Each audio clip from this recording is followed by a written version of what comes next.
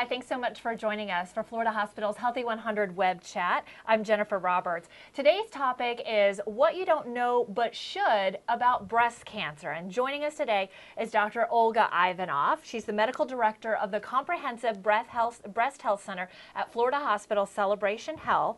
And of course, thank you so much for joining us. We appreciate you coming to give us some insight on breast cancer and things we should know about. Thank you for inviting me, Jen. Yeah. It's nice to be here. And I know every day you treat women who have breast cancer.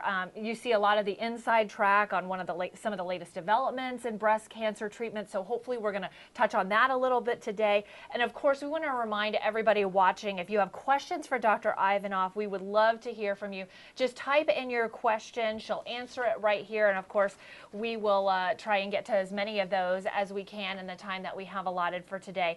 The doctor's in. Let's get started with today's web chat. Dr. Ivanov, we had talked previously about some of the top 10 things that people know that don't know but probably should know about breast cancer. You can see the list of all 10 of them that we've put up on Florida Hospital's blog. We're going to cover some of the highlights during today's web chat. First off, most breast cancer develops without a family history. Talk to me a little bit about that, because people with family history get very nervous about breast cancer. People with family history do get nervous about breast cancer, and that's a good thing, because that nervousness hopefully will translate into action and make them go and get that mammogram. But having said that, what happens is the reverse. Women with no family history of breast cancer get complacent and say, it's not going to happen to me because it's not in my family. And maybe I could skip that mammogram. Maybe I don't have to get that mammogram. And that is the purpose of talking about this and saying, actually, that is not true. Out of 8 women that I do see with breast cancer, only 1 has family history of it. Wow. The other 7 come in with the first occurrence of breast cancer in the family. So basically, nobody's safe, and everybody should start getting their mammograms at the age of 40. However, women who do have known breast cancer in their family should start at the 10 years prior to the first-degree relative got their breast cancer. And 10 years prior, I know as someone with a breast cancer history in my family, my doctor was saying about 35. 35 was the number in my head to start getting the mammograms. But you're saying even maybe start having the conversation earlier than that. Maybe even. I mean, if mom unfortunately had breast cancer at 40, then the daughter probably should start getting screened at 30. She might need more thorough screening depending on other risk factors, not just mammograms, but MRIs as well. So good things to pay attention to. Another one of your tips, don't stress out too much if you find a lump, because I know for me, that would be freak out moment if you find a lump. But you say, don't freak out yet. Absolutely not. 80% of all lumps are benign. But every single lump that is new, that has not gone away in a month period, should be investigated further. Okay, good to know. Your friends are a powerful anti-cancer drug, or can be a powerful anti-cancer drug. Talk to me about that. Well, you know, there's a good saying, you are who your friends are. And if your friends are fit and healthy, then your whole outlook will be fit and healthy. If your friends go and get their mammograms together, like a lot of my patients make a whole party out of this, then you're more likely not to forget or procrastinate, but go and do it. And they're also obviously an incredible strength of support and energy, and so they absolutely could be a powerful anti-cancer drug. Yeah, fantastic. We talked a little bit about family history already, but you're saying it's not just your mom's side. You need to be checking your father's side of the family for history. Talk about that a little bit. Well, 50% of breast genes come from mom, and 50% of others come from dad. So they're equally weighing into the overall family history. So if paternal grandmother had breast cancer, it's just as important for us to know as if maternal grandmother had breast cancer. Okay, very important stuff. African American women and other minorities, there's some research out there that says that they're more likely to die from breast cancer. Talk a little bit about that, because I know it's not just, some of what I was reading was not just about the disparities of not seeking treatment, that there's some questions out there that we don't quite have the answers to yet. That is correct. We still don't know quite the whole picture here, but what we're finding more and more that stage per stage, meaning if we compare two women, different races, but the same stage of cancer presentation, that African American women do tend to have slightly more aggressive disease and slightly worse outcome. Does this prove true for other minorities as well, or is this just this targeted population? So far, that's what we know about African Americans only. Yes. So certainly something to consider if if you're of that heritage, to think about definitely getting those mammograms, even more important for that group. Let's talk about a couple of, I know you see a lot of patients. Tell me a little bit about your expertise, what you do on a day-to-day basis, and your role in the breast cancer treatment picture. Sure. So originally I was trained as a general surgeon, did gallbladders, appendectomies, what have you. And then I went and pursued additional education at Northwestern, and I did nothing but a fellowship, 1 year dedicated in breast diseases and breast cancer specifically. And that's what I do on a daily basis now, on a full-time permanent basis. It's still about 40–30% of stuff I see is benign, but about 50–60% is related to breast cancer specifically. And so what point are you seeing patients? Are you seeing those patients that have just found something and aren't sure what to do about it? Where do you kind of fit into the process? Where I fit in is really with the beginning of abnormal mammogram. If a woman has abnormal mammogram, they come to me and I would do their biopsy, get the results, explain the results, explain further follow-up, and we establish a plan. If it's benign, it needs certain follow-up. It is cancerous, it needs a whole different plan of care. So at Celebration Health, we've established a breast health center, and I tell all my patients that breast cancer is not a disease that one particular physician can take care of. It is being taken care of as a team. That's the fancy word, multidisciplinary, meaning a lot of disciplines are involved. And it is being taken care of in a comprehensive manner, meaning we involve the entire person, the entire family in decision making, in kind of the outline of what we do. So the role of a breast surgeon is truly kind of to organize, be in a fancy way the maestro of the symphony, to truly organize the pieces and know when they come in and at what time.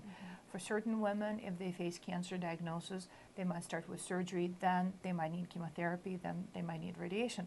Other women have a slightly different scenario. They might come in needing chemotherapy right off the bat.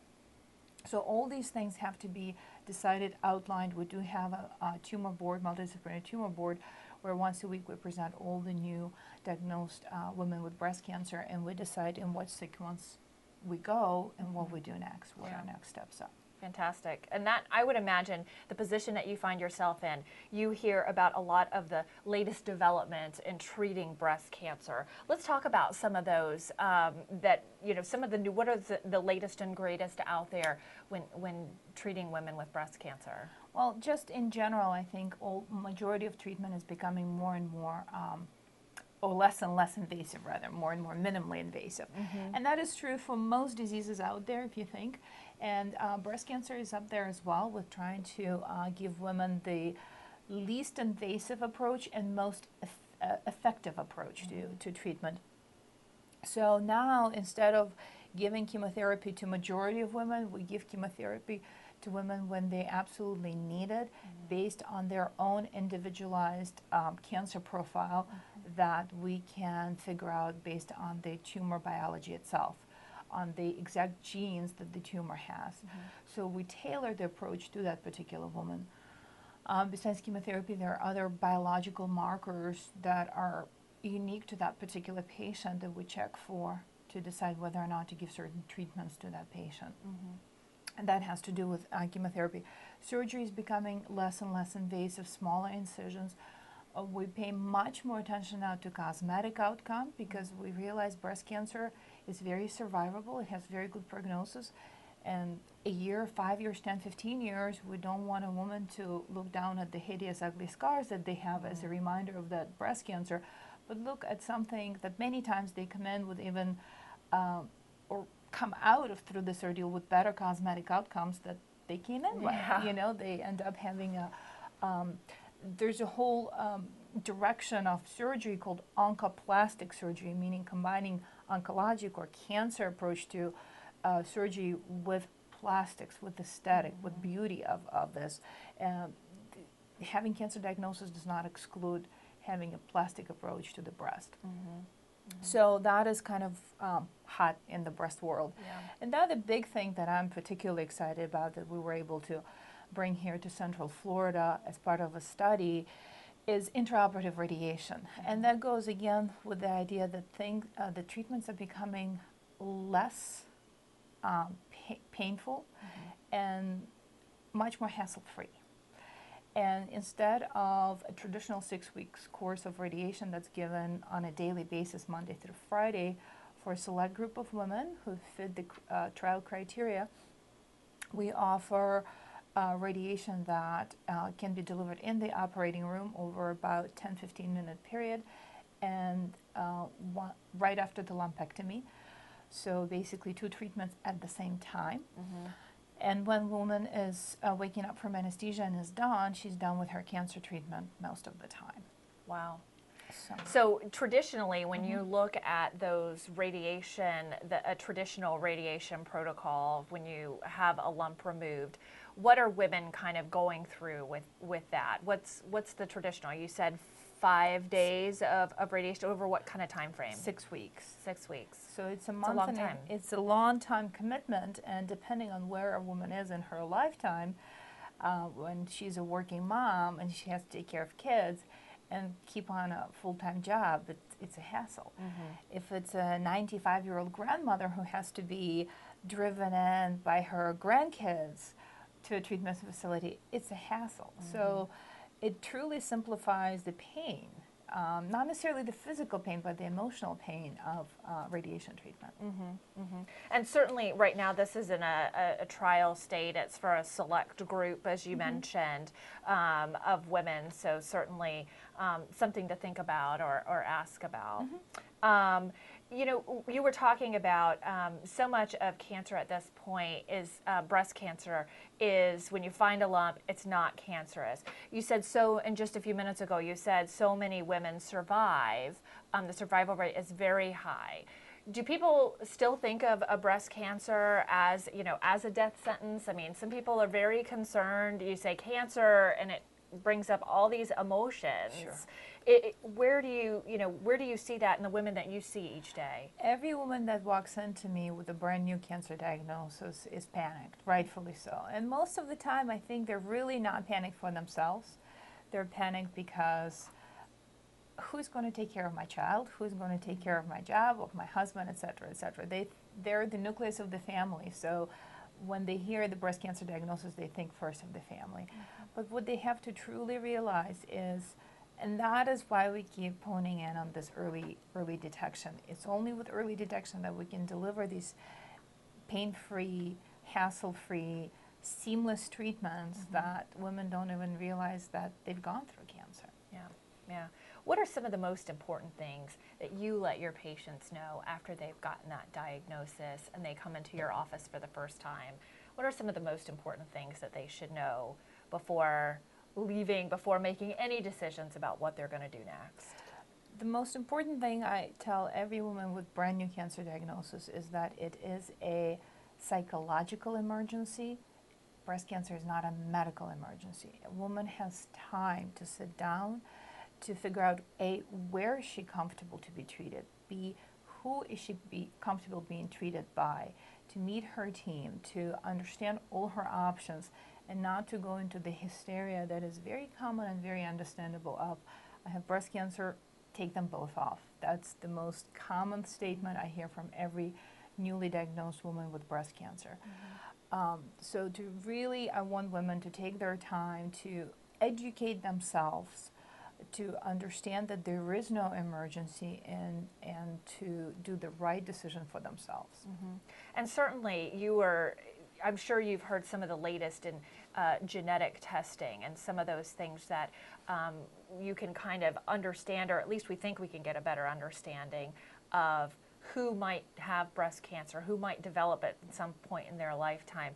You talked about people that are saying, okay, just take them both. I've done.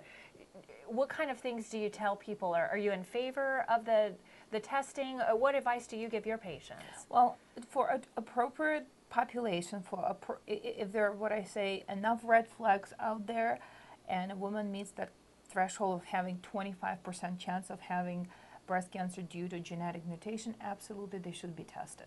But having said all that, 100 women come into me thinking it's genetically related disease. Only 5 to 10% of population truly develop breast cancer due to genetic abnormality. So the other 90 to 95% of cancers are what we call sporadic, meaning by chance, meaning we don't know why, but at least not due to the 2 genes that we do know about right now we test for. So of course I don't advise that 100% of the population needs to be tested. I don't think that a 98-year-old grandma who has first occurrence of breast cancer, mild breast cancer, doesn't have any other family history of breast or ovarian cancer, should necessarily be tested.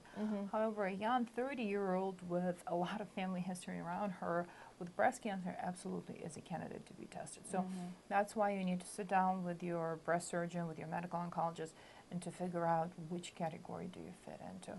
Most importantly, I think genetic counselors do a superb job, and we do have available genetic counselors here in our program to kind of construct that pedigree. They go through 4 years of extensive training to figure out who needs what in terms of genetic counseling.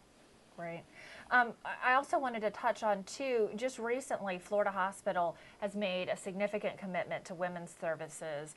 There's talk about new facilities. In fact, I know down at Celebration Health and at Winter Park Memorial Hospital, they've already broken ground on new facilities. I know you're going to be a big part of what's happening there at Florida Hospital Orlando as well. There's also going to be a new women's pavilion there. So tell me a little bit about why is it important to put that kind of focus in facilities and services in women's health?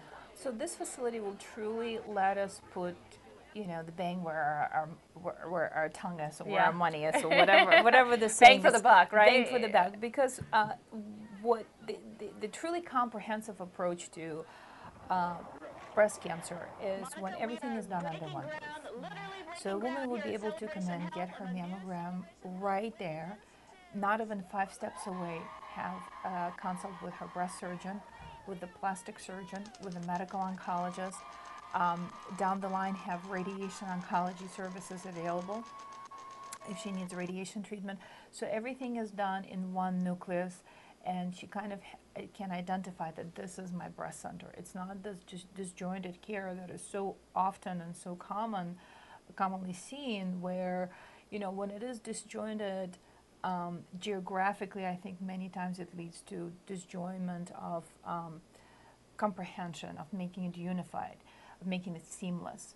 So to me, this is super exciting that we truly have a chance to have something that is comprehensive. Yeah. Some of these facilities, in different locations will have different pieces, but gynecology, obstetrics, breast health, menopause, osteoporosis, even heart disease, digestive disorders, depending on those different facilities, and a lot of that is still being determined. Is it exciting for you as a physician to see some of these people, some of these services, some of these things come together from a physician's perspective? I mean, do physicians love to work in collaborative groups like this? Talk about that. Absolutely. I mean, that is the key, to have your plastic surgeon there, your GYN oncologist there, everybody who is part of the patient's team and care is right there taking care of them. Yes. Fantastic. There's also going to be a health and wellness component for women as well, and that's kind of a new feature. So many times, and I'm sure you see this in the office as well, I know it's true for me, women often don't put themselves first.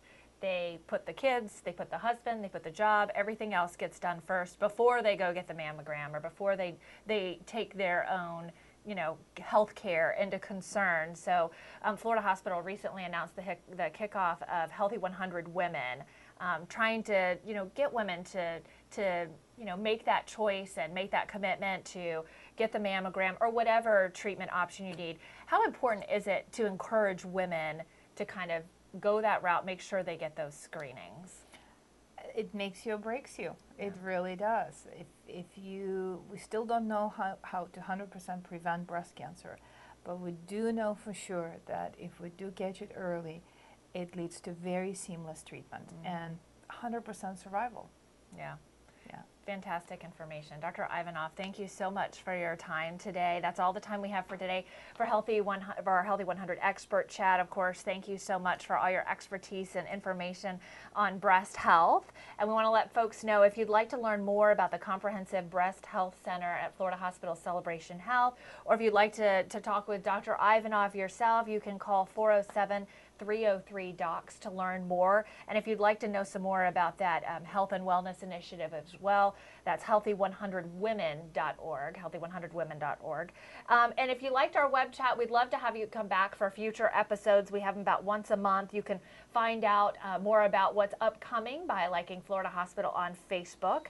And of course, we'll be updating you about when the next topic is. So we'll certainly hope you will join us. And thanks so much for joining us today. Thanks so much, Dr. Ivanov. Thank you, Jennifer. Great day.